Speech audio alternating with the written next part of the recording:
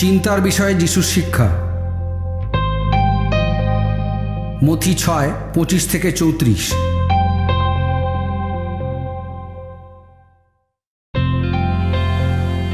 আমি তোমাদের বলছি, বেঁচে থাকার জন্য কি আহার করব বা কি পান করব এ নিয়ে চিন্তা করো না, আর কি পরবো এ কথা ভেবে দেহের বিষয়েও চিন্তা করো না। খাদ্যের চেয়ে জীবন কি মূল্যবান নয়?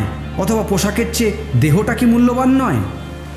আকাশের পাখিদের দিকে একবার তাকাও, দেখো তারা বীজ বোনে না, ফসলও কাটে না, অথবা গোলা ঘরে নিয়ে গিয়ে তা জমাও করে না। তোমাদের স্বর্গের পিতা ঈশ্বর তাদের আহার যোগান। তোমরা কি ওদের থেকে আরও মূল্যবান নও? তোমাদের মধ্যে কে ভাবনা চিন্তা করে নিজের আয়ু 1 ঘন্টাও বাড়াতে পারে? পোশাকের বিষয়ে বা কেন এত চিন্তা করো? মাঠের লিলি ফুলগুলোর দিকে চেয়ে দেখো কিভাবে তারা ফুটে উঠেছে। তারা পরিশ্রম করে না, নিজেদের জন্য পোশাকও তৈরি করে না। কিন্তু আমি তোমাদের সত্যি বলছি, রাজা সলোমন তার সমস্ত জাঁকজমক সত্ত্বেও তার পোশাকে ওই ফুলগুলির একটির মতো নিজেকে সাজাতে পারেননি। মাঠে যে ঘাস আছে, যা কাল উনুনে ফেলে দেওয়া হবে, ঈশ্বর যখন তাদের এত সুন্দর করে সাজান, তখন হে অল্প বিশ্বাসী লোকেরা, তিনি কি তোমাদের আরও সুন্দর করে সাজাবেন না?